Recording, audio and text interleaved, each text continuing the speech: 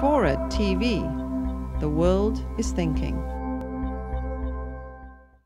What happened at 9/11 is we didn't have a strategy, we didn't have bipartisan agreement, we didn't have American understanding of it, and we had instead a policy coup in this country. A coup, a policy coup. Some hard-nosed people took over the direction of American policy, and they never bothered to inform the rest of us. I went through the Pentagon 10 days after 9/11. I couldn't stay away from Mother Army. I went back there to see Don Rumsfeld. I'd worked for him as a White House fellow in the 1970s. All this is in the book.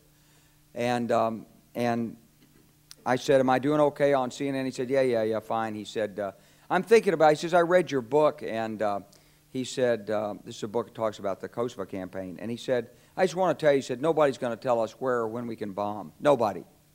He said, I'm thinking of calling this a floating coalition. What do you think about that? I said, well, sir, thanks for reading my book. And, he said, thanks, that's all the time I've got. Really. And I went downstairs. I was leaving the Pentagon, and an officer from the Joint Staff called me into his office and said, I want you to know, he said, sir, we're going to attack Iraq. And I said, why? He said, we don't know. He said, I said, well, did they tie Saddam to 9/11? He said, no. He said, but I guess they don't know what to do about terrorism, and so they think, but they can attack states, and they want to look strong, and so I guess they think if they take down a state, it will intimidate the terrorists. And you know, it's like that old saying, he said, if the only tool you have is a hammer, then every problem has to be a nail. Well, I walked out of there pretty upset. And then we attacked Afghanistan. I was pretty happy about that. We should have. And then I came back to the Pentagon about 6 weeks later. I saw the same officer. I said, why haven't we attacked Iraq? We still going to attack Iraq? He said, oh, sir. He says, it's worse than that. He said, he pulled up a piece of paper off his desk. He said, I just got this memo from the Secretary of Defense's office that says we're going to attack and destroy the governments in 7 countries in 5 years.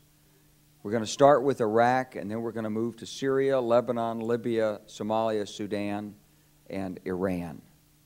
I said, 7 countries in 5 years. I said, is that a classified memo?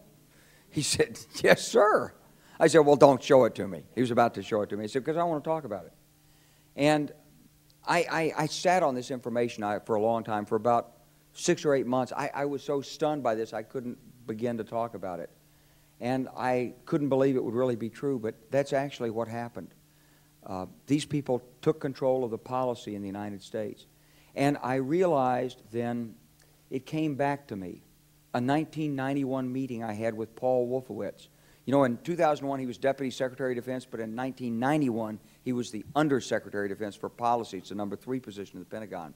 And I had gone to see him when I was a 1-star general. I was commanding the National Training Center.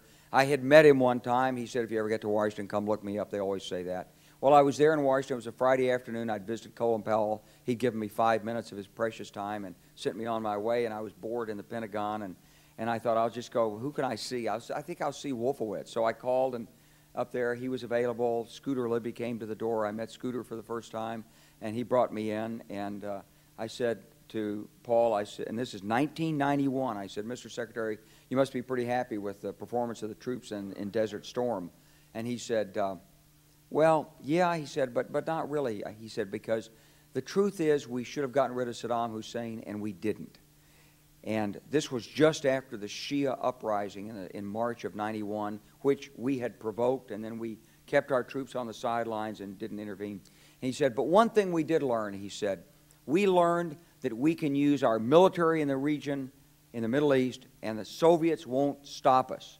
He said, and we've got about 5 or 10 years to clean up those old Soviet client regimes, Syria, Iran, Iraq, before the next great superpower comes on to challenge us. And it was like, you know, I'm coming out of the Mojave Desert. I've been training troops. I haven't been thinking geostrategy for some time. And suddenly a guy just sort of shoves this nugget at you. Well, you remember it. It was a pretty stunning thing. You mean the purpose of the military is to start wars and change governments. It's not to sort of deter conflict. We're going to invade countries, and you know, my mind was spinning. And I put that aside. It was like a nugget that you hold on to. This country was taken over by a group of people with a policy coup. Wolfowitz and Cheney and Rumsfeld, and you could name a half dozen other collaborators from the Project for a New American Century. They wanted us to destabilize the Middle East, turn it upside down, make it under our control. It went back to those comments in 1991. Now, did anybody ever tell you that? Was there a national dialogue on this? Did senators and congressmen stand up and denounce this plan? Was there a full-fledged American debate on it? Absolutely not. And there still isn't. And that's why we're failing in Iraq. Because Iran and Syria know about the plan. All you have to do is read the Weekly Standard and listen to Bill Kristol, and he blabbermouths it all over the world. Richard Pearl the same way. They could hardly wait to finish Iraq so they could move into Syria. It was like a laydown. Oh, our legions are going to go in there. This wasn't what the American people voted George Bush into office. Well, they didn't actually vote him into office, but it wasn't what many of the people who... It wasn't what he campaigned on. He campaigned on a humble foreign policy, the most arrogant foreign policy in American history. He campaigned on no peacekeeping, no nation building, and here he is with Afghanistan and Iraq. It's astonishing. So the root of the problem is not how many troops are in Iraq. Please believe me. Don't be mad, if you're a Democrat, at your Democratic congressman because they can't reduce the troops and frustrate the president.